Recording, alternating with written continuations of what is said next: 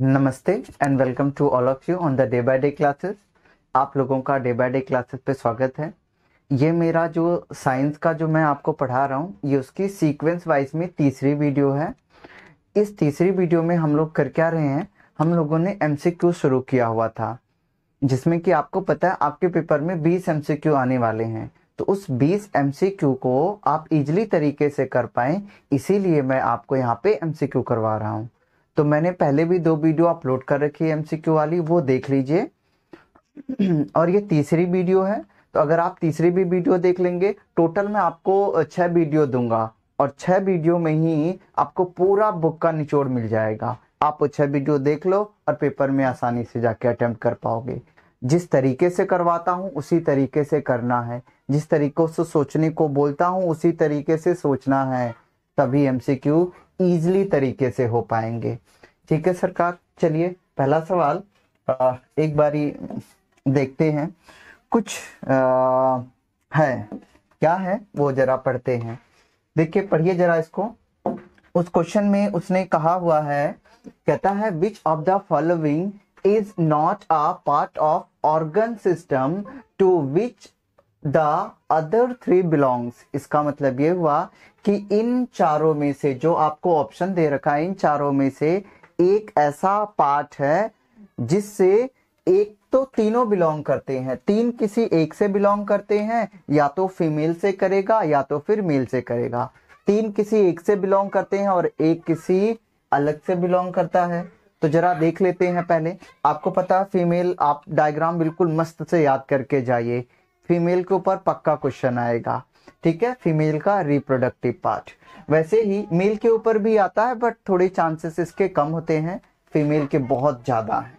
ठीक है सरकार, आपको अगर मैं इनके पार्ट्स के थोड़े थोड़े नाम बता दूं, आपको पता ही, देखना अगर आपको ये दिख रहा होगा, फीमेल में होता है एक ओविडक्ट, ओविडक्ट, और उसी को हम लोग बोलते हैं फेलोपियन ट्यूब। इसका काम क्या होता है सरकार, जो अपन लोग पैदा होते हैं ना, पैदा ही उसी लिए हुए हैं क्योंकि इधर फर्टिलाइजेशन होता है। फर्टिलाइजेशन बोले तो एग और स्पर्म आपस में मिलन बनाते हैं। तो जब ये दोनों मिलते हैं तो क्या हो जाता है, फर्टिलाइजेशन हो जाता है। किसका किसका फर्टिलाइजेशन होता है, फर्टिलाइजेशन होता कहाँ है, ओविडक्ट में या फिर फेलोपियन ट्यूब में फर्टिलाइजेशन होता है। ठीक है, अगला है ओवरी। ओवरी का काम क्या है बाबूजी, एक बार बता दो जरा। ओवरी का काम क्या होता है, एग्स प्रोड्यूस करना। ठीक है, क्या क्या काम होता है ओवरी का, अंडे प्रोड्यूस होते हैं। आपको पता ना मेंस्ट्रुएशन साइकिल चलता है फीमेल्स का 28 डेज में, तो वो होता है, वो सिर्फ यही एग प्रोड्यूस होते रहते हैं हर 28 डेज में। ठीक है सरकार, तो एग कहाँ पे प्रोड्यूस होता है, ओवरी में प्रोड्यूस होता है।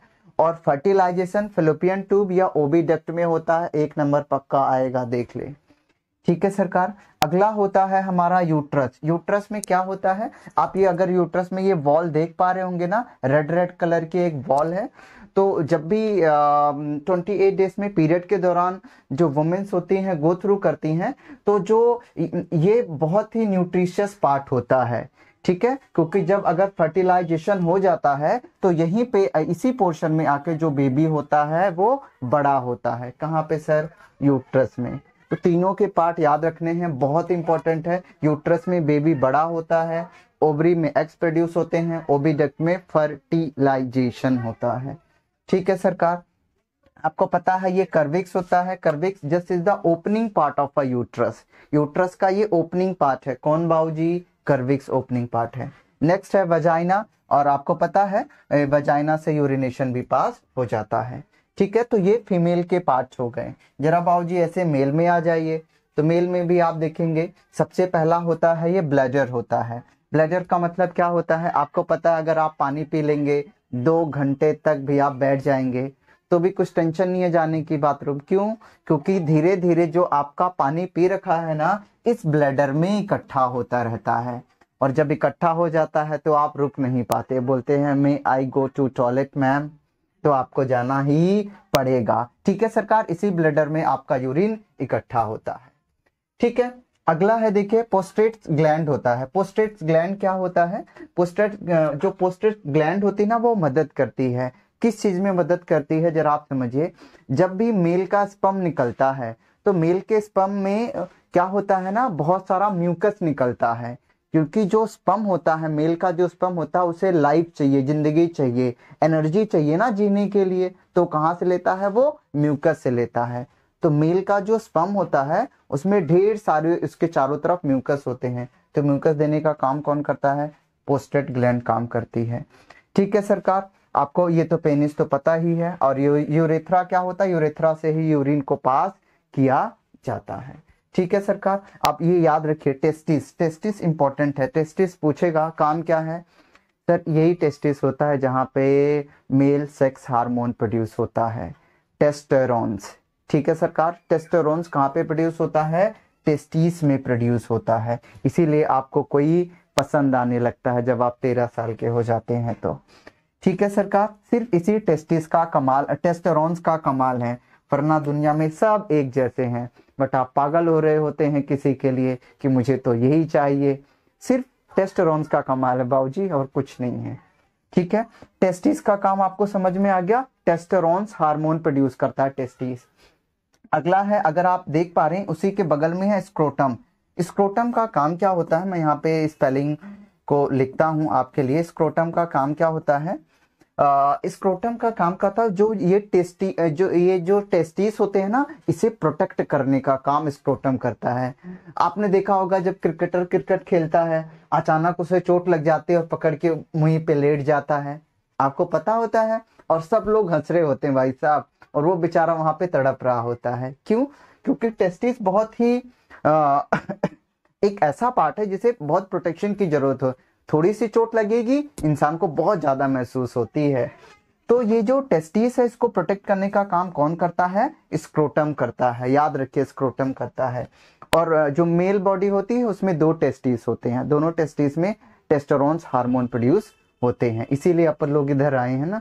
अगला सवाल सर, अगला है बैस डिफरेंस। बैस डिफरेंस कुछ नहीं, बैस डिफरेंस एक पाइप होती है। अगर मैं आपको यहाँ पे दिखा पाऊं, ये टेस्टिस से जुड़ी हुई ना एक पाइप होती है बैस डिफरेंस। ठीक है, क्योंकि जब हार्मोन निकलता है टेस्टोस्टेरोन, जब इस पेनिस के थ्रू बाहर जाता है तो टेस्टिस में तो हार्मोन बन गया, तो इसी पाइप के थ्रू बाहर जाता है। जिस पाइप के थ्रू टेस्टिस से हार्मोन बाहर निकलता है, उसी पाइप को हम बोलते हैं वैस डिफरेंस। क्या बोलते हैं सर? वैस डिफरेंस। यहाँ पे ये जो रेड कलर की, आई होप बोर्ड पे आपको दिख रहा होगा, तो ये वैस डिफरेंस क्या होता है? ये जो हार्मोन्स होते हैं टेस्टोस्टेरोन, उसको यहाँ तक लेके आता है, बाहर लेके आने का काम करता है। टेस्टिस से जो हार्मोन्स निकलते हैं वो वैस डिफरेंस के थ्रू कहाँ तक पहुंचते हैं? प्रोस्टेट ग्लैंड तक पहुंचते हैं। ठीक है, टेस्टिस से तो हार्मोन निकल गए ना टेस्टोस्टेरोन, और जैसे ही वो प्रोस्टेट ग्लैंड के पास पहुंचेंगे, प्रोस्टेट ग्लैंड उसमें क्या ऐड कर देती है? म्यूकस। इसीलिए जब भी किसी फीमेल बॉडी से अगर निकलता है स्पर्म, तो वो कुछ समय तक जिंदा रह सकता है। क्यों जिंदा रहता है? सिंपल सी बात है ना, वो म्यूकस से लाइफ एनर्जी ले रहा होता है। ठीक है, तो कुछ टाइम तक जिंदा रहेगा, और फिर उसके बाद सारे जो स्पर्म होते हैं वो डेड होने लग जाते हैं। ठीक है सरकार, अगर वो उस ड्यूरेशन में अगर लाइफ जिंदा रहा, मतलब अगर स्पर्म जिंदा रहा और वो फीमेल बॉडी में चला जाता है, तब वो उसे लाइफ फीमेल बॉडी से मिलनी शुरू हो जाती है। ठीक है, तो यही काम होता है। ये थोड़ा सा मैंने आपको काम बता दिया है।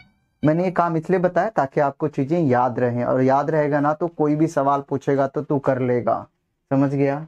इधर देख ले, ये है। आगे चलते हैं सरकार, अब ध्यान से देखिए। कहता है which of the following is not a part of organ system to which other 3 belongs. 3 एक से बिलोंग करते हैं और एक बिलोंग नहीं करता। तो आओ सरकार, फेलोपियन ट्यूब, तुझे पता है ना, अभी तो बताया फेलोपियन ट्यूब में क्या होता है बाबूजी? फर्टिलाइजेशन होता है। अंगड़ाइयां ले रहा है ये, फर्टिलाइजेशन होता है। क्या होता है सरकार? फर्टिलाइजेशन किसमें? फेलोपियन ट्यूब में। तो ये किसका हुआ? ये फीमेल का पार्ट हो गया। ठीक है सरकार, ये फीमेल का हो गया। आगे देखिए जरा, ये वैस डिफरेंस अभी बताइए रहा ना, वैस डिफरेंस जो टेस्टोस्टेरोन को प्रोस्टेट ग्लैंड तक लेके जाता है, वो वैस डिफरेंस होता है। ये तो मेल का हो गया बाबूजी। आगे आ जाओ, अब देखिए अगला है एपिडिडाइमिस। एपिडिडाइमिस किसमें होता है सरकार? ये भी मेल में होता है, बट अभी इसमें दिया नहीं है डायग्राम में। और अगला होता है सीमेन। आपको याद रखना, सीमेन हम स्पर्म जो होता है उसे सीमेन भी बोल सकते हैं। ठीक है, तो इसमें लिखा है सीमेन फेरस ट्यूब्स, तो आपको ये भी याद रखना है, ये भी किस में जाता है, मेल में चला जाता है। स्पर्म को हम सीमेन भी बोलते हैं, ठीक है। तो ये भी मेल में गया, ये भी मेल में गया, ये भी मेल में गया, तो एक ही फीमेल में जा रहा, वो भी फेलोपियन ट्यूब। फेलोपियन ट्यूब में fertilization. The correct answer is, जो हमारा सत्य आंसर होगा सर, वो हमारा करेक्ट आंसर होगा क्या, फेलोपियन ट्यूब, क्योंकि ये फीमेल में होता है, बाकी सब मेल में होते हैं। एक बार रिवाइज करके जा, कसम है तुझे, एक बार देख लो जरा, अगर स्क्रीनशॉट लेना है ले लो, नहीं लेना है तो मत लो, मैं क्या कर सकता हूँ। ठीक है सरकार, अगला सवाल ये रहा आपके सामने 5 रुपए का। ओए आइए बाबूजी, जरा एक बार इस पे निगाहें मारेंगे ना तो मोहब्बत हो जाएगी आपको सर, ठीक है। ओके, अगला सवाल जरा इसको देख लीजिए। थोड़ा बायोलॉजी से केमिस्ट्री में आते हैं ना सर, तो मजा आएगा। कहता है मान लीजिए कोई एक लड़की है, उस लड़की के हाथ के ऊपर एसिड गिर गया। एसिड जानते हैं ना सर, वही एसिड जो कई लड़के क्या करते हैं, किसी के ऊपर फेंक देते हैं। सर गलत बात है, फेंकना नहीं चाहिए। मान लीजिए किसी लड़की के ऊपर गलती से कोई एसिड गिर गया, जैसे ही एसिड गिरेगा उसका हाथ जलने लग जाएगा, और आप चाहेंगे कि ना जले, हम भी चाहेंगे ना जले, तो हमें क्या करना चाहिए उसके हाथ को ना जलने के लिए, क्या करें, क्योंकि उसके हाथ पे एसिड गिर गया है, उसको बचाने के लिए उसके ऊपर पानी डाल दें, उसको बचाने के लिए उसके ऊपर कोई बेस डाल दें। तो क्या करें हम लोग, जरा देखिए 99% लोग बोलेंगे किसी के ऊपर तेजाब मतलब एसिड गिर गया है, उसके ऊपर पानी ना डालो बाबूजी, क्या डाल दो, बेस डाल दो। क्यों, क्योंकि उन लोगों ने गलती से ये पढ़ लिया होगा कि अगर किसी एसिड में क्या मिला दो, बेस मिला दो, तो वो न्यूट्रल हो जाता है ना, न्यूट्रल हो जाता है। तो इस क्वेश्चन में भी वही कहता, a few drop of concentrated acid accidentally spill over the hand of a student. किसी बच्चे के, किसी लड़की के हैंड के ऊपर कोई एसिड गिर गया है, तो आप उस केस में क्या करेंगे। 4 ऑप्शन दे रखा है, मैं बता रहा हूं आपको, सिर्फ एक बार आप मेरी निगाहों में देखिए। पहला है, after washing with plenty of water apply solution of sodium hydroxide with hand. क्या बोल रहा है कि जैसे ही गिर जाएगा उसके ऊपर आप ढेर सारा पानी से उसे धो दीजिएगा, उसके बाद आप सोडियम हाइड्रोक्साइड का एक सॉल्यूशन उसके ऊपर लगा देना। पहला काम ये कर सकते हैं। दूसरा है, neutralize the acid with strong alkali. Alkali का मतलब याद रख, ये कोई कली नहीं है, अल्कली को बोलते हैं बेस। बेबी को बेस पसंद है सर, यही है बेस। तो वो कहता है कि आप न्यूट्रलाइज कर देंगे एसिड को बेस के साथ, उसने ये बोला हुआ। दूसरा ऑप्शन ये है कि उसके हाथ पे बेस डाल दीजिए। Let's see. तीसरा है, wash the hand with a saline solution. Saline का मतलब भी होता है बेस ही समझ लीजिए। तो कहता है कि उसके हाथ को बेस से धोएंगे क्या। और चौथा कहता है, wash the hand immediately with plenty of water. कहता है उसके जैसे ही उसके हाथ पे एसिड गिरेगा तुरंत उसे अच्छे से पानी से धो लीजिए। And apply a paste of sodium hydrogen carbonate. और उसके बाद तुरंत आप क्या करेंगे, सोडियम हाइड्रोजन कार्बोनेट को अप्लाई करेंगे। आपने आंसर दर्ज किया, क्या करेंगे बाबूजी आप। मेरा दोस्त के सोच रहा है, अभी ये सोच रहा है कि जैसे एसिड गिरेगा हम उसके ऊपर बेस डाल देंगे, न्यूट्रलाइज हो जाएगा और बेबी का हाथ बच जाएगा। पर ऐसा नहीं है सर, अगर कभी किसी के ऊपर एसिड गिर जाए तो आप कतई उसमें बेस फिलहाल के लिए मत डालिए, ठीक है। आपको लगेगा कि नहीं बेस डालिए न्यूट्रल हो जाएगा, ऐसा नहीं है सर, धोखा खाएंगे आप। तो आपको करना क्या, सबसे पहले अगर किसी के ऊपर एसिड गिर जाता है तो तुरंत आप उसे ढेर सारे पानी से अच्छे से धोइए। ढेर सारे पानी से धो लेते हैं ना, उसके बाद उसमें क्या डाल दी, उसके बाद उसमें करना क्या, आपको सोडियम हाइड्रोजन कार्बोनेट का सॉल्यूशन उसके ऊपर लगाना है। किसके ऊपर, जिसके ऊपर एसिड गिरेगा उसको अच्छे से पानी से धो लो, फिर उसके बाद सोडियम हाइड्रोजन कार्बोनेट का क्या कर दो, सॉल्यूशन लगा दो। कभी भी आप बेस डालने की गलती नहीं करेंगे, प्रॉमिस कर मेरे दोस्तों। ये तो न्यूट्रलाइज करने के लिए ना जीना, हमसे ना हो पाएगा सर, हमें कद्र है किसी की। अगला है, wash hand with saline solution, ना जीना हम ना कर पाएंगे। अगला है, after washing with plenty of water, इस बेचारे ने तो किया तो था, उसके बाद इसने कर दिया सोडियम हाइड्रोक्साइड। सोडियम हाइड्रोक्साइड नहीं डालना, सोडियम हाइड्रोजन कार्बोनेट डालना है। क्या डालना है? सोडियम हाइड्रोजन कार्बोनेट डालना है। आपने रियल लाइफ में देखा भी होगा ना, अगर कोई जल जाता है तो हम क्या करते हैं? पानी से धो के उसके ऊपर कोलगेट लगा देते हैं। वैसा ही हमें यहाँ पे भी करना, सोडियम हाइड्रोजन कार्बोनेट ही यूज करना है। ठीक है सरकार, ये आपको ध्यान में रखना। D will be the our correct option. अगले सवाल पे चलें सर, जरा एक बार अगर आपको देखना है तो देख लीजिए। अगली सवाल आपकी बार मोदी सरकार। सर ऐसे मजाक के लिए बोला यार, ऐसे मैं किसी पार्टी से बिलोंग नहीं करता। ठीक है सर, बाबूजी वीडियो में थोड़ा एडिट कर देना, कट कट। अगला सवाल है, जरा देख लेते हैं। ये हो गया हमारा, आगे देखिए सर। ठीक है, अगला सवाल हम देख लेते हैं, जरा इधर देखिए। अगला है, कहता है match the following correct responses. अगर आपको मैच द फॉलोइंग आता है ना, माँ कसम बोल रहा हूँ, बहुत इजी होते हैं, एक बार तू करके देख ले। देख जरा इधर, करना क्या है, जब भी आपको ये ध्यान में रखना है कि अगर कभी आप दो मैच द फॉलोइंग आ जाए ना, आप सबसे पहले देखो पहला ये, अगर आपको इनमें से एक भी आता है ना तो सारे क्वेश्चन धकाधक हो जाएंगे। कैसे? देखो जरा, कहता है copper is used in electrical appliances.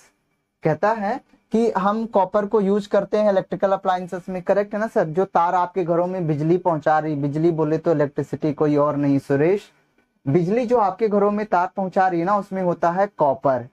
ऊपर नहीं सर, कॉपर। ठीक है सरकार। अगला है सोडियम इज वेरी रिएक्टिव। आपको तो पता है सर, सोडियम बहुत रिएक्टिव है। ठीक है, उसे हम तेल में डाल के रखते हैं, केरोसिन ऑयल में। क्यों? अगर आप नहीं डालेंगे ना, आग पकड़ लेगा, फायर। ठीक है, तो सोडियम बहुत रिएक्टिव है। ठीक है, सिल्वर इज ट्रांस्ट। ठीक है, सिल्वर को आप देखेंगे, आपने चांदी देखी सर? ये पहले आप ये डायग्राम देखे, पहले ये चांदी ऐसा रहता था, पहले ऐसे रहता है, और कुछ दिनों बाद चांदी के ऊपर ये छोटे छोटे ये जो होते हैं दाग धब्बे लग जाते हैं। इसी को ही हम ये बोलते हैं, टर्निस्ट बोलते हैं इसको।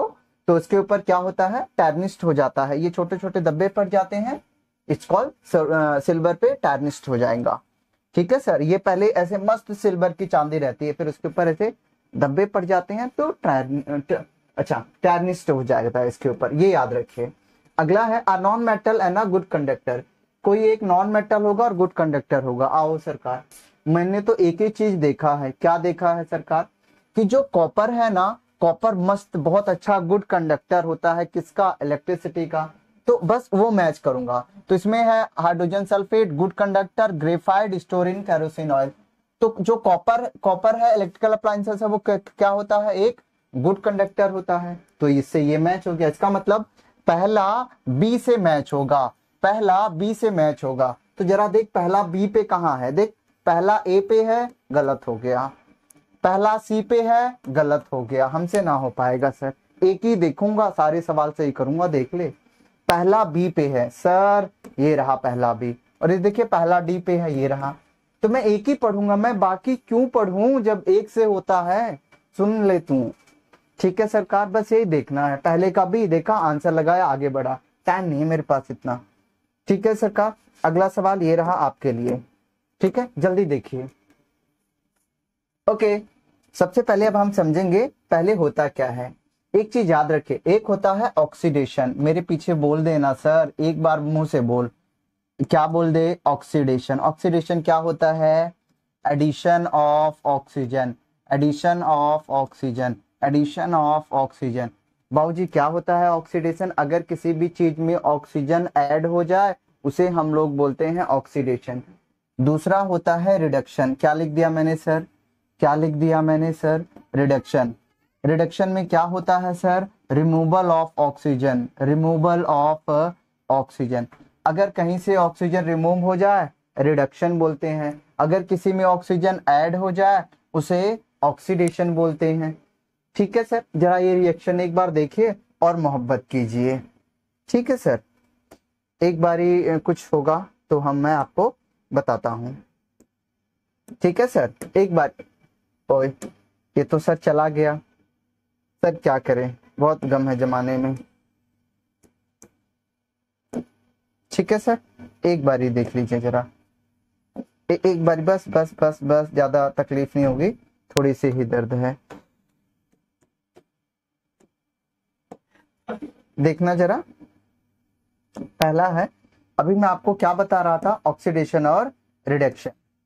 सिंपल था, आप ऐसे लिख दीजिए। मैंने क्या बताया था सर, ऑक्सीडेशन क्या होगा, ऑक्सीडेशन में मैंने कहा था, ऑक्सीडेशन में मैंने आपसे एक ही सिर्फ चीज कही थी, addition of oxygen, addition of oxygen. ठीक है, अगर क्या हो जाए सर समझ लीजिए प्लीज, और एडिशन ऑफ ऑक्सीजन तो ऑक्सीडेशन, और रिडक्शन का मतलब क्या होता है, removal of oxygen, removal of oxygen. अगर मैं ऑक्सीजन को क्या कर दूं, रिमूव कर दूं, किसको, ऑक्सीजन को, किसको, ऑक्सीजन को, तो मुझे रिमूव करना है, किसको, ऑक्सीजन को। अब ध्यान से देखिए, ये एक बारी ये रिएक्शन में आपके लिए लिखता हूं, कहता है 3MnO2, बस 1 सेकेंड लगेगा सर, एक बार आप ये रिएक्शन देख लेंगे ना, ऐसा कोई भी क्वेश्चन आएगा तो भी आप कर ले जाएंगे सर। एक बार ही देखिए, ये जितने भी मैं क्वेश्चन करवा रहा हूँ सब मोस्ट इंपॉर्टेंट पिछली बार आए हुए क्वेश्चन हैं, सब मोस्ट इंपॉर्टेंट पिछली बार आए हुए प्रश्न ये सबके सब हैं। ठीक है सरकार, ओके, कैमरे में दिख रहा है ऑक्सीजन भी। ठीक है, अब एक बारी आप जरा इस पे नजर दौड़ाइए, देखिए यहाँ पे Mn के पास क्या है, ऑक्सीजन है, यहाँ पे Mn के पास ऑक्सीजन है, यहाँ पे Al है, यहाँ पे Mn बचता है, Al3 बचता है। देखो पहले इसके ये अपना जीवन ऑक्सीजन के साथ गुजार रहा था, मैग्नीज, Mn को मैग्नीज बोलते हैं ना सर, तो ऑक्सीजन के साथ गुजार रहा था, ये रिएक्टेंट था। लेकिन जरा प्रोडक्ट में देखिए तो, प्रोडक्ट में तो मैग्नीज के साथ ऑक्सीजन हट गया, तो मैंने क्या कहा, पहले था अभी हट गया, ऑक्सीजन हट गया ना, तो ऑक्सीजन के हटने को हम रिडक्शन बोलते हैं।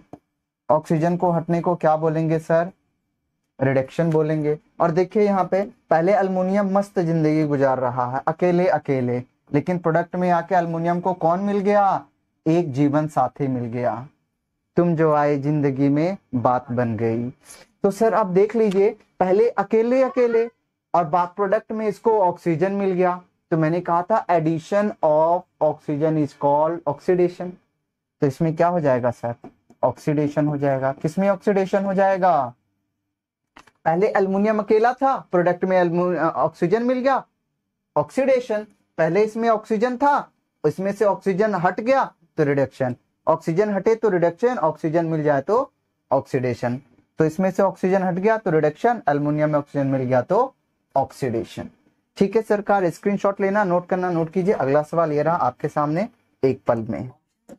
ठीक है, ओके सर, अभी ऑप्शन में देख लीजिए, तो ऑप्शन में क्या आएगा, कहता है name the reducing agent of the following. Reducing मतलब कौन रिड्यूस हो रहा है, तो ऑब्वियस सी बात है मैग्नीशियम तो रिड्यूस हो रहा है सर, मैग्नीशियम ऑक्साइड ही रिड्यूस हो रहा है, तो मैग्नीशियम ऑक्साइड ये रहा, C will be the my correct option. ठीक है ना, मैग्नीशियम के साथ ऑक्सीजन था, इससे ऑक्सीजन हट गया तो यही रिड्यूस होएगा मैग्नीशियम ऑक्साइड। ठीक है sir, C will be the correct option. अगला सवाल आपके सामने सर, ये हो गया। नेक्स्ट है, आपको याद है ना वो लम्हे वो बातें, दर्द में भी वो पल मुस्कुरा जाते हैं। अब एक चीज आप समझिए जरा पहले प्लीज, इस बात को आप समझेंगे ना तभी समझ पाएंगे। आपने बहुत जगह पढ़ा होगा, देखा भी होगा, समझा भी होगा, और पढ़ते भी होंगे, क्या फर्क पड़ता है। देखिए मैंने ये क्या बना दिया सर, अगर मैं इसकी बात बनाऊं ना तो हम लोग इसे कुछ बोलते हैं, आप एक बार देख के बताइए इसे क्या बोलते हैं सर। एक होता है नॉर्थ और एक होता है साउथ, इसे बोलते हैं मैग्नेट, इसे बोलते हैं हिंदी में चुंबक। हिंदी वाले आप भी देख सकते हैं सर, ज्ञान की बात है। तो ये क्या हो जाएगा, ये इसे चुंबक बोलते हैं। चुंबक की कुछ प्रॉपर्टी होती है सर, दो मैग्नेट को लाइए, वो एक दूसरे को करीब आने की जिद करेंगे आपसे, और कुछ दो मैग्नेट को लाइए, वो एक दूसरे के दूर जाने की जिद करेंगे। सर कुछ तो है ना, क्योंकि वो करीब आना चाहता है, कुछ तो है ना क्योंकि वो दूर जाना चाहता है। सर सिंपल सी बात है, अगर दो मैग्नेट सेम पोल पे हों, किसी भी मैग्नेट में दो पोल होते हैं बाबूजी, कितने पोल, दो, एक नॉर्थ और एक साउथ। अगर नॉर्थ नॉर्थ मिलेंगे तो दूर जाएंगे। सर अट्रैक्शन भी तो अपोजिट में ही हो रहा है ना, सेम सेम अट्रैक्शन नहीं होता सर, गलत बात है ये। नॉर्थ साउथ से मिलेगा तो करीब आएंगे, और नॉर्थ नॉर्थ से मिल जाएगा तो दूर चले जाएंगे। ठीक है सरकार। तो सेम अगर पोल है तो रिपेल हो जाएगा, रिपेल मतलब दूर जाना, अपोजिट पोल है तो करीब आना। अब एक चीज और देखिए, उसने कहा हुआ है, सर अंगड़ाइयां मत लीजिए, नींद आ रही है आपको, कैसी बात करते हो देव बाबू। अगली बात है सर देखिए, किसी भी मैग्नेट में से ढेर सारी मैग्नेटिक फील्ड लाइंस निकलती है। क्या बोला मैंने, किसी भी मैग्नेट में से क्या निकलती है, मैग्नेटिक फील्ड लाइंस निकलती है। सर मैं एक बार पहले भी ये वीडियो में बता चुका हूं, कहां से निकलती है, नॉर्थ से निकलती है। कहां से निकलती है, नॉर्थ से निकलती है। कहां को जाती है, साउथ को जाती है। मैग्नेटिक फील्ड लाइंस हमेशा किसी भी मैग्नेट के चारों तरफ मैग्नेटिक फील्ड लाइंस होती है, वो नॉर्थ से निकलती हैं, साउथ की तरफ जाती हैं। मैग्नेट के बाहर magnetic field lines curve path में होती हैं। कौन से पाथ में होती हैं बाबूजी, कर्व पाथ में। लेकिन मैग्नेट के अंदर मैग्नेटिक फील्ड लाइंस पैरेलल होती हैं। मैग्नेट के अंदर मैग्नेटिक फील्ड लाइंस पैरेलल होती हैं और ये एक दूसरे को कभी कट नहीं करती है। तो मैग्नेट के अंदर मैग्नेटिक फील्ड लाइंस कैसी होती हैं बाबूजी, एक बार बोल के बता दो, पैरेलल होती है। कैसी होती है, पैरेलल होती है। ठीक है सर, इतनी बातें समझ में आ गया आपको। मैग्नेट के बाहर कर, मैग्नेट के अंदर पैरेलल होती हैं। ठीक है, ये हमारी एक मैग्नेटिक फील्ड होती है। ये ये जो व्हाइट लाइंस है इसे हम बोलते हैं मैग्नेटिक फील्ड लाइंस। कहां से निकलती है sir magnetic field lines, magnet से निकलती है। कहां से निकलती है, मैग्नेट। ये बेसिक स्ट्रक्चर है, एक बार आप इसे समझ गए होंगे। अब जरा क्वेश्चन पे आइए, कहता है फाइंड द इनकरेक्ट स्टेटमेंट। याद रखिए इनकरेक्ट, हमें कौन सी स्टेटमेंट फाइंड आउट करनी बाबूजी, इनकरेक्ट स्टेटमेंट फाइंड आउट करनी है। कौन सी स्टेटमेंट, इनकरेक्ट। देखिए हमें ना इनकरेक्ट स्टेटमेंट फाइंड आउट करनी है। ठीक है, तो अब इनकरेक्ट स्टेटमेंट फाइंड आउट कैसे करेंगे जरा देखिए। एक बारी मैं आपके लिए सवाल पढ़ता हूं, फिर हम लोग समझ पाएंगे। ठीक है, ये रहा इनकरेक्ट। पहला statement, field lines emerge from the south pole. अभी तो बता था जो मैग्नेटिक फील्ड लाइंस होती है ना वो नॉर्थ से निकलती हैं, तो ये बोलता है कि साउथ से निकलती हैं। गलत हमसे ना हो पाएगा, माफ कीजिए। अगला है magnetic field lines can intersect each other. अभी तो बताया मैग्नेटिक फील्ड लाइंस कभी कट नहीं करेंगे एक दूसरे को, याद रख ले।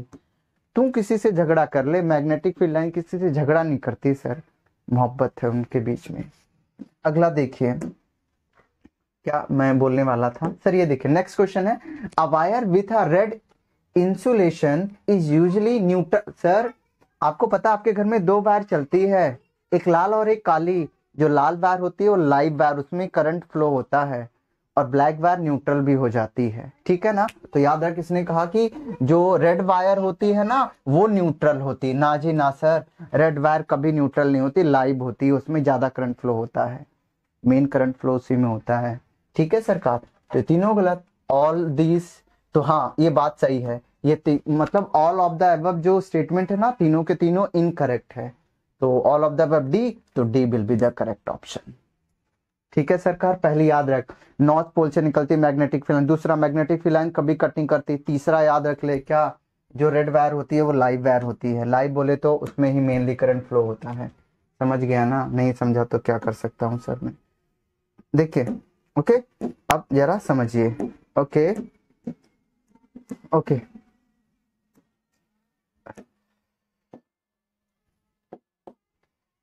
ठीक है सरकार, जरा इस क्वेश्चन को हमने देख लिया था, ये वॉशिंग डिटर्जेंट पाउडर निरमा, सबकी पसंद निरमा। अगला है सरकार, जरा इसको आप एक बार ही देखिए तो सही, एक बार देख लीजिए बस, उसके बाद देखने की जरूरत पड़ेगी नहीं आपको। ठीक है, कहता है what is the nature of non metallic oxide. हमेशा याद रखिए नॉन मेटेलिक ऑक्साइड। आप बताइए अगर नॉन मेटेलिक है तो ये मेटेलिक होगा ना। अरे भाई तू समझता नहीं रे, समझा कर। अगर मैं कहता हूं नॉन मेटेलिक तो मेटेलिक होगा। अब सिंपल सी बात है, और जो मेटल होते हैं ना वो हमेशा एसिडिक ऑक्साइड फॉर्म करते हैं। ये तो आपको बेवकूफ बनाने के तरीके है ये तो। ठीक है, तो नॉन मेटेलिक तो मेटेलिक हो जाएगा, तो कैसा बनाएगा, एसिडिक ऑक्साइड फॉर्म करेगा। कैसा, एसिडिक ऑक्साइड, मतलब ये बेस है, बेस हमेशा एसिडिक ऑक्साइड फॉर्म करता है। ठीक है सरकार, आपके पेपर में ऐसे ही आएगा और आपको बेहोश कर देगा वो, एम्फोटेरिक क्या होता है? एम्फोटेरिक मतलब होता है जो दोनों हो, जो एसिड भी हो और बेस भी हो। बाबूजी हमें तो एक ही चाहिए था, तो ये भी नहीं होगा, बेसिक ऑक्साइड नहीं हो जाएगा। न्यूट्रल ऑक्साइड क्या होता है बाबूजी? न्यूट्रल ऑक्साइड नहीं होगा, एसिडिक ऑक्साइड होगा। ठीक है, D will be the correct option. अगला सवाल ये रहा आपके लिए, मोहब्बत से देखिए नेक्स्ट। ठीक है सरकार, जरा एक बारी आप देख लेंगे तो मैं भी कृतार्थ हो जाऊंगा। ठीक है, एक बार इधर देखिए, आई होप ये आपसे हो गया होगा। नेक्स्ट क्वेश्चन है आपका, तो ओके नेक्स्ट क्वेश्चन है। ठीक है सरकार, अब इसको जरा देख लीजिए। अब मैं आपके अपने प्रश्न को आता हूँ। ये मेनली कुछ प्रश्न है, जरा देखिए सर, आराम से देखिए, प्यार से। कहता है मैच द, मैंने कहा था ना जब भी आपके पास मैच द फॉलोइंग आ जाए it will be easy for you sir to understand the. अगर आपको एक भी आता है मैच द फॉलोइंग करेक्ट है। एक बार पढ़िए सर। पहला कहता है सिफिलिस, पिछली क्लास में भी मैंने बताया था sir, syphilis is a sexually transmitted disease. यही होता है सिफिलिस, हमें पता था पिछली क्लास में। एड्स सर आप याद रखिए, चाहे एग्जाम में सही कीजिए ना सही कीजिए, जिंदगी में जरूर सही करना है, क्योंकि एड्स इंडिया में बहुत तेजी से बढ़ने वाली बीमारी है, क्योंकि लोगों को इतनी अवेयरनेस नहीं होती और इसकी वजह से एड्स जैसी बीमारी बढ़ जाती है। जबकि इन बीमारियों को हम कंट्रोल कर सकते हैं अगर हम खुद को कंट्रोल कर सकते हैं सर। तो देखिए सरकार, उसने अगला है एड्स, नेक्स्ट है गोनोरिया और नेक्स्ट है ट्राइकोमोनोसिस। ट्राइकोमोनोसिस एक और भी डिजीज है sir. Gonorrhoea is also a sexually transmitted disease. ठीक है, gonorrhoea is also sexually transmitted disease. आपको एड्स तो पता है, तो सर एड्स भी सेक्सुअली ट्रांसमिटेड डिजीज है, सिफिलिस भी सेक्सुअली ट्रांसमिटेड डिजीज है, ट्राइकोमोनोसिस भी सेक्सुअली ट्रांसमिटेड डिजीज है। तो सबके सब सेक्सुअली ट्रांसमिटेड डिजीज है।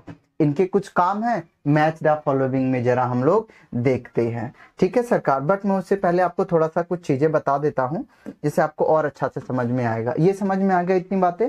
पहले एक और चीज देखिए जरा, यहाँ पे दो फोटो लगी हुई है। ठीक है, तो मैं आपको पहले बता देता हूँ कि गोनोरिया क्या होता है, उसके बाद हम आगे चलते। देखिए एक गोनोरिया ना, it's also a sexually transmitted disease. ठीक है सरकार, during the intercourse of the two people जब होते हैं तो एक इंसान अगर इन्फेक्टेड है तो वो दूसरे को भी इन्फेक्ट कर देता है। ठीक है, तो इससे ही ये बीमारी फैलती है गोनोरिया। तो इसमें अलग अलग सिम्टम्स आ जाते हैं सरकार। देखिए जैसे कि जो फीमेल होती है, फीमेल में एब्डोमिनल पेन होने लग जाता है, पेट में दर्द हो जाता है। ठीक है, और इंक्रीज वजाइनल डिस्चार्ज ज्यादा फ्लो होने लग जाएगा, पेनफुल यूरिनेशन होता है। ठीक है, ये होता है गोनोरिया में। और सेम मेल में भी जो डिस्चार्ज ज्यादा होने लग जाएगा, उसके जो टेस्टिस होते हैं वो फूल जाते हैं और पेनफुल यूरिनेशन होने लग जाता है और यूरिन में भी इंफेक्शन हो सकता है। तो gonorrhoea is also a disease, sexually transmitted disease है। गोनोरिया याद रखिए, मेल और फीमेल में दोनों को हो सकती है।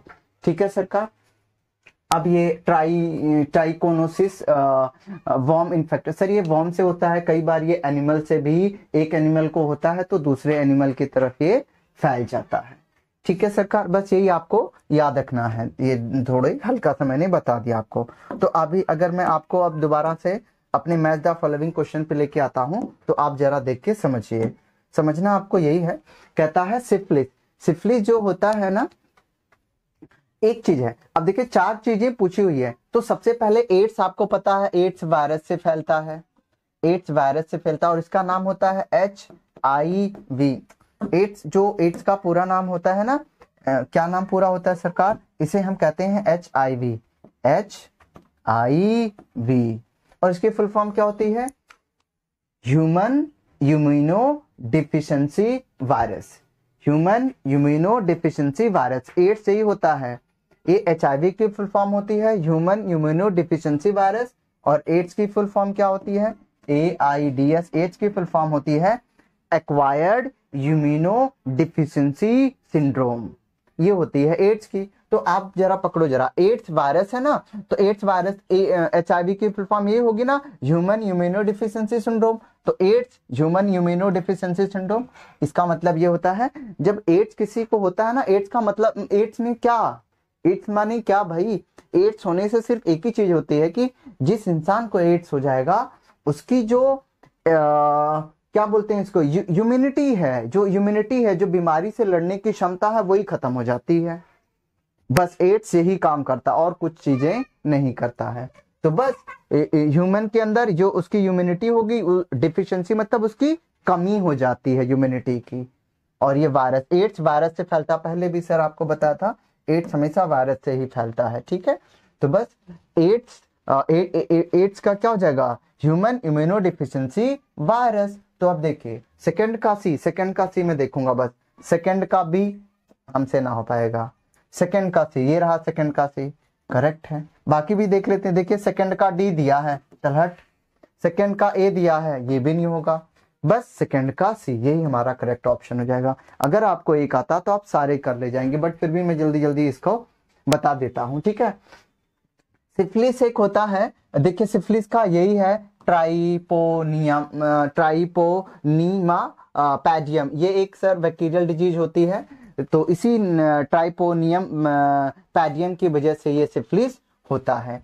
गोनोरिया क्या होता है सरकार? गोनोरिया होता है, ये भी एक बैक्टीरिया की डिजीज है। तो this is called bacterium Neisseria. Sir ये गोनोरिया इस नाम के बैक्टीरिया से फैलता है। अगला है, तो अगला यही बचेगा, ट्राइकोनोमसिस किससे होगा? ट्राइकोनोमस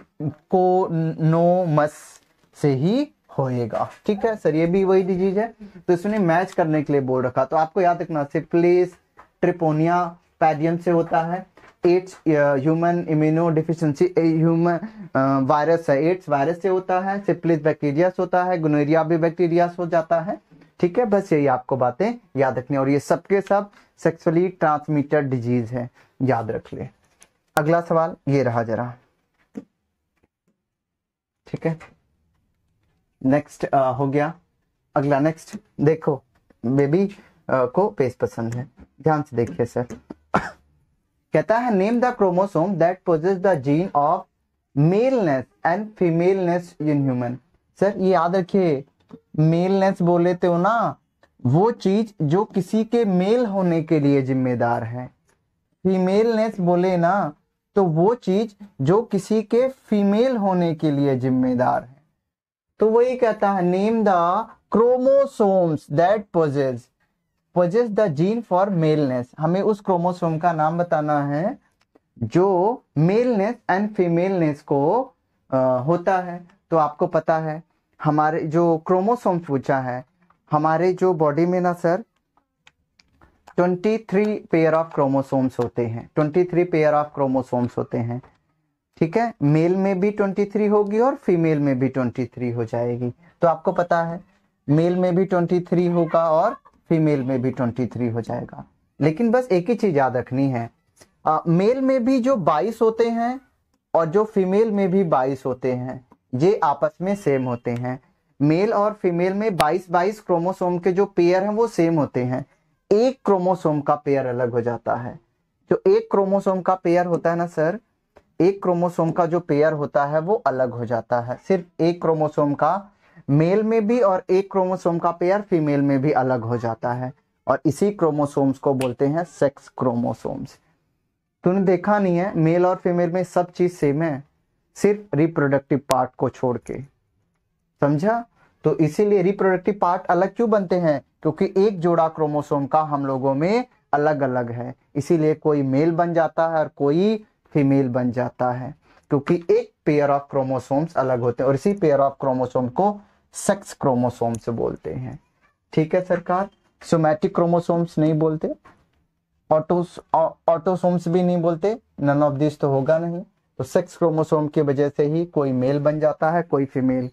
कोई औरत क्यों है, कोई पुरुष क्यों है? सिर्फ सेक्स क्रोमोसोम की वजह से, याद रख ले। अगला सवाल ये रहा।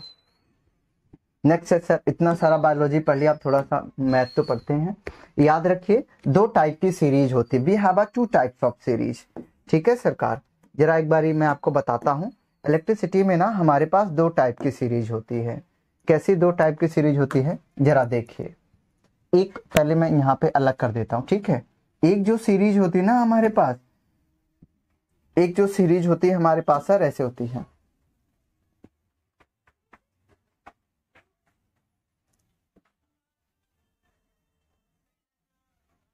सर ये एक सीरीज होती है। मान लीजिए ये R1 है, ये R2 है, ये R3 है, ये R4 है। It's visible to you sir? Okay, ये विजिबल है आपको ना? फिर भी मैं आपके लिए एक थोड़ा सा और कर देता हूँ, क्योंकि इतना तो मैं कर ही सकता हूँ, है ना? इतना तो करना ही चाहिए। सर एक बार देख लीजिए, हमारे पास दो चीज होती है। एक होता है सीरीज कनेक्शन। सीरीज कनेक्शन का मतलब समझिए जरा।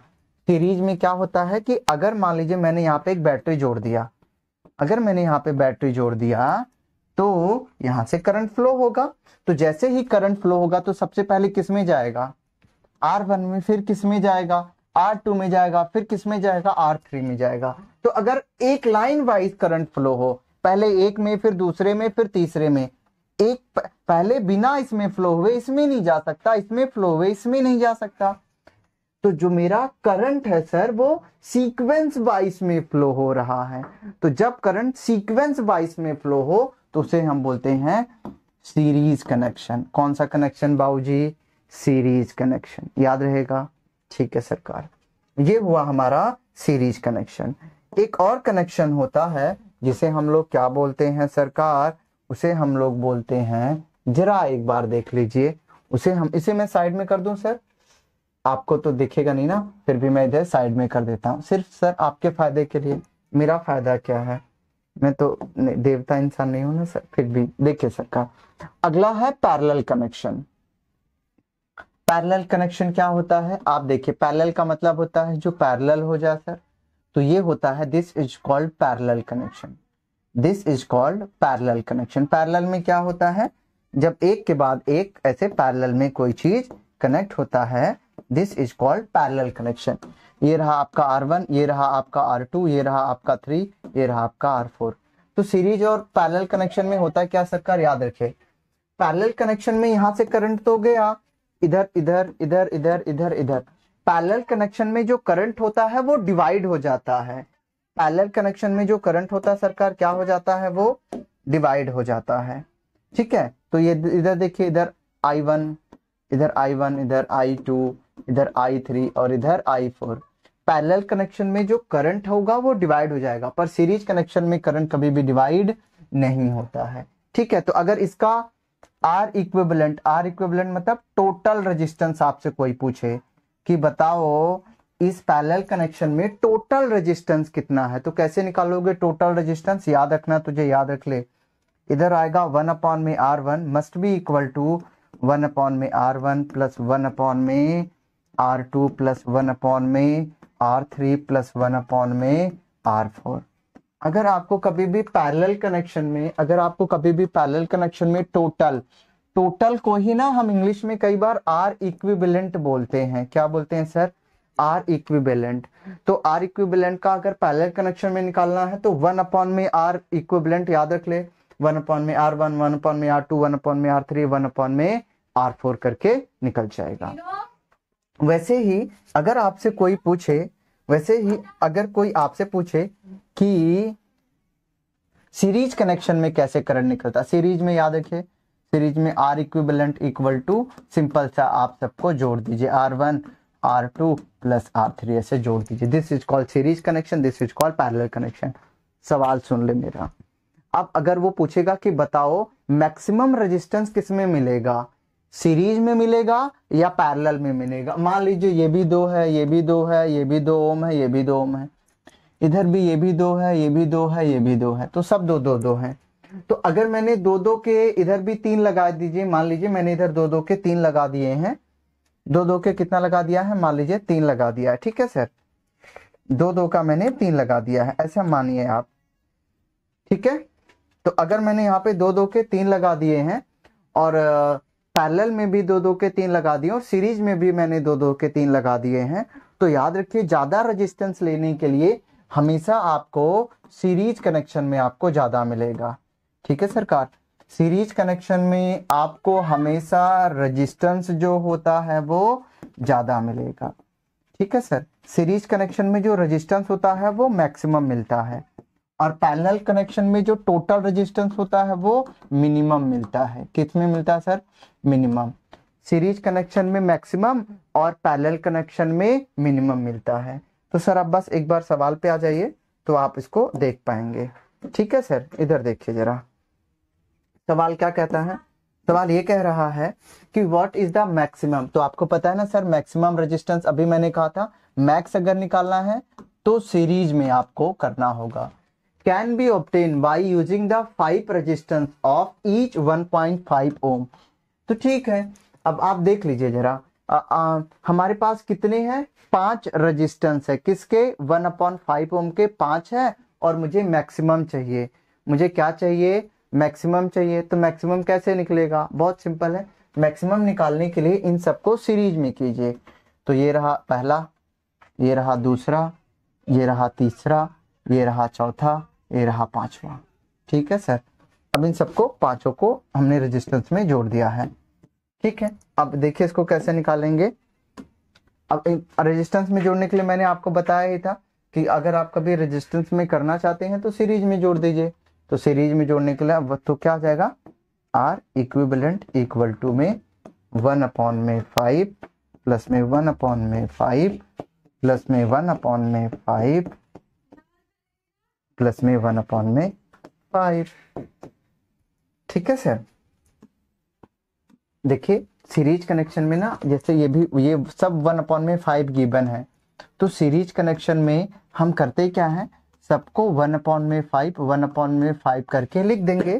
तो अगर सबको 1/5 करके लिखेंगे तो सीरीज कनेक्शन में सिंपली हम ऐड करेंगे। तो आप इसे ऐड कर दीजिए। आपको पता होगा ना, अगर बेस सेम होता है तो एक बेस नीचे आ जाएगा और ऊपर वाला ऐड होता है। तो 5 देखिए, 5 किधर, 1 2 3 4 5 है, तो इधर भी 5 आ जाएगा। हाँ या ना सरकार। अब इस 5 से ये 5 कैंसिल हो जाएगा, तो 1 ओम निकल के आ जाएगा। तो अगर आप चाहते हैं कि 5 रेजिस्टेंस 1/5 ओम के जो हैं, अगर उसे आप सीरीज में जोड़ेंगे, मैक्सिमम रेजिस्टेंस चाहेंगे, तो 1 ओम ही निकल के आएगा। This will be the your correct option. ठीक है सरकार, अगला सवाल एक बार देख लीजिए। ठीक है, ओके सर। कहता है आपको पता है ना एंगल ऑफ इंसिडेंट क्या होता है, एंगल ऑफ रिफ्लेक्शन क्या होता है। एक बार जल्दी से समझ लीजिए, एक बार जल्दी से समझ लीजिए, मैं आपको बता देता हूं। अगर ये हमारी वॉल है, दिस इज वॉल, अगर ये हमारी वॉल है तो यहाँ से अगर कभी भी कोई लाइन आती है तब हम इसे बोलते हैं इंसिडेंट रे। कौन से रे बोलते हैं सरकार, इंसिडेंट रे। कौन से रे, इंसिडेंट रे। और हमेशा याद रखिए इसे हम बोलते हैं प्लेन, इसे हम बोलते हैं प्लेन। अगर कभी भी कोई भी इंसिडेंट रे किसी प्लेन पे गिरती है तो हमें एक ड्रॉ करना पड़ता है नॉर्मल। क्या ड्रॉ करना पड़ता है, नॉर्मल। इसे हम क्या बोलेंगे बाबूजी, नॉर्मल। क्या बोलेंगे इसे, नॉर्मल बोलेंगे। नॉर्मल का मतलब क्या होता है, नॉर्मल का मतलब पता है क्या होता है, नॉर्मल का मतलब होता है परपेंडिकुलर। अंग्रेजी वाला नॉर्मल नहीं है सुरेश। तो इंसिडेंट रे, प्लेन और नॉर्मल इस पॉइंट पे मिलेंगे, और उसके बाद यही इंसिडेंट रे जैसे ही प्लेन से टकराएगी यहां से वापस होके जाएगी। तो जो लाइन वापस होके जाती है उसे रिफ्लेक्टेड रे बोलते हैं।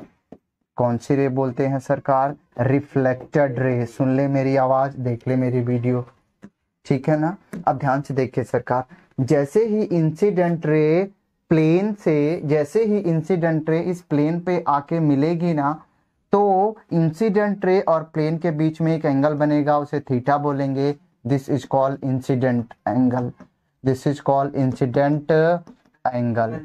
अब ध्यान से देखिए, अब जो रिफ्लेक्टेड रे वापस जाएगी तो प्लेन के साथ, देखिए नॉर्मल लाइन के साथ और रिफ्लेक्टेड रे के साथ जो एंगल बनेगा उसे भी थीटा बोलेंगे। This is called reflected angle. समझे आप ऐसा क्यों होगा, बिकॉज इंसिडेंट के साथ जो एंगल बना इंसिडेंट रे, रिफ्लेक्टेड रे के साथ जो एंगल बनेगा रिफ्लेक्टेड रे।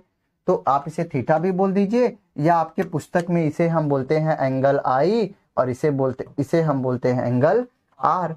तो this is called angle I, this is called angle are.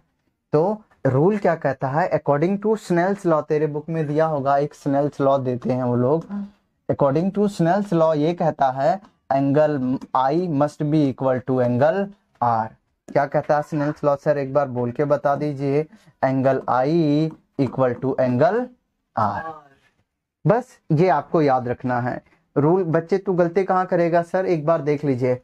Incident ray normal के बीच में एंगल आई बनता है, लेकिन तू बना के पेपर में पता कहाँ पे आएगा, इंसिडेंट रे और प्लेन के बीच में बना के आएगा। तू देख लियो, मैं बोल रहा हूँ।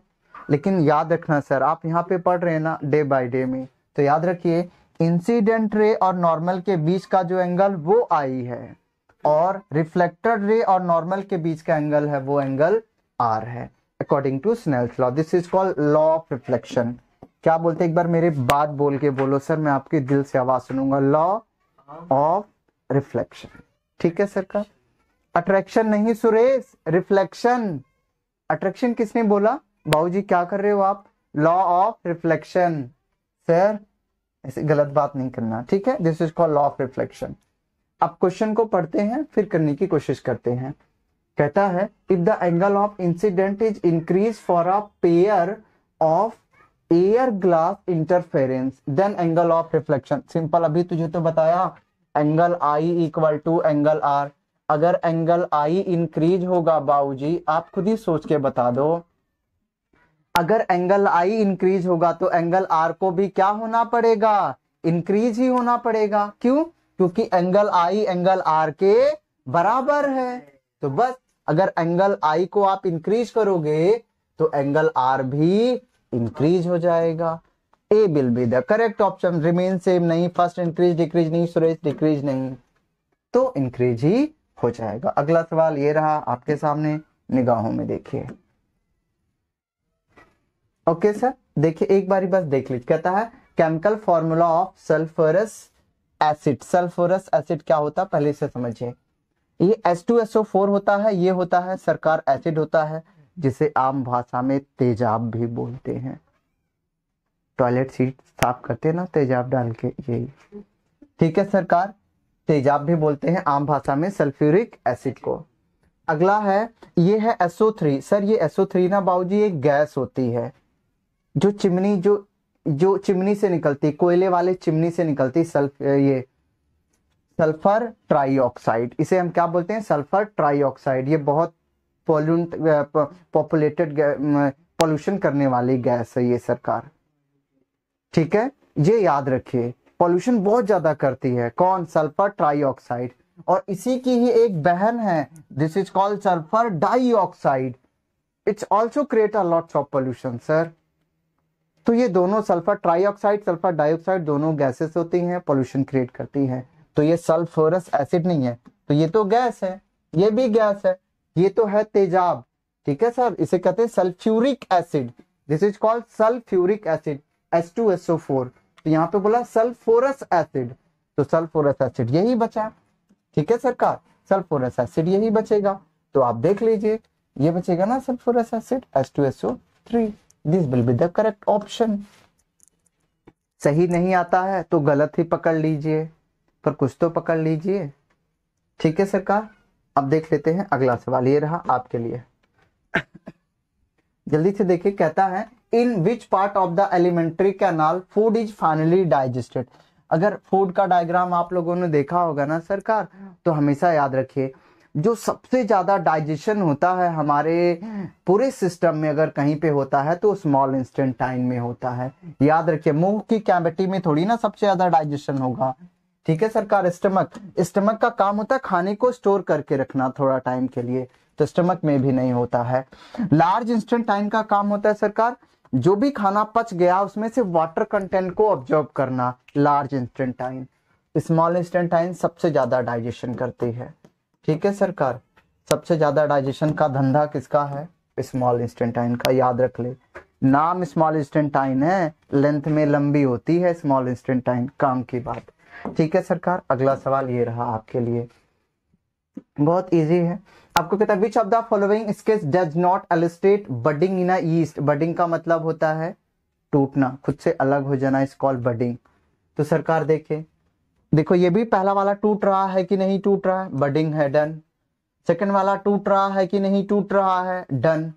फोर्थ वाला टूटने की कगार पे है कि नहीं, डन, तीनों में बडिंग है। लेकिन थर्ड वाले में देखिए सर, थर्ड वाले को अगर आप ध्यान से देखेंगे, इस तो पहले ही टूट रखा है, तो इसमें बडिंग नहीं है। बडिंग का मतलब होता है दो अलग अलग ऐसे होके ना धीरे धीरे करके ऐसे टूटना, अलग होना, बडिंग होती है। तो देखिए इसमें बडिंग है, इसमें भी बडिंग, इसमें भी, थर्ड में बडिंग नहीं है, तो third will be the my option जिसमें बडिंग नहीं है। ठीक है सरकार, तो ये रहे आपके 20 या क्वेश्चंस रहे, 15-20 क्वेश्चंस हैं। आप ऐसे ही मेरी सारी वीडियोस को देख लीजिए, आप यकीन जानिए कि आपके पेपर में यहीं से ही क्वेश्चन आएगा। मैं करवा क्या रहा हूं, पहले मैं बेसिक्स बताता हूँ सुरेश हर चीज की, उसके बाद क्वेश्चन पे आता हूँ, ताकि अगर तुझे ऐसे मिलते जुलते भी क्वेश्चन आ गए ना, तो भी तू वहां उसको खल्लास कर देगा। ठीक है सरकार, तो आप आई होप अगर देख रहे होंगे तो आपका शुक्र है, और नहीं देख रहे होंगे तो कोई टेंशन नहीं है। तो एक बार पर पूरी वीडियोस को देखा कीजिए जल्दी जल्दी करके, तो आप सीख जाएंगे। ठीक है सर, तो मिलते हैं अगली वीडियो में, तब तक के लिए नमस्कार। देखते रहिए सिर्फ और सिर्फ day by day classes. YouTube पे जाना है, डे बाय डे को एक साथ करके लिखना है, हम आपके लिए, आपके साथ, आपके लिए आ जाएंगे नजर। ठीक है सर, मिलते हैं अगली वीडियो में।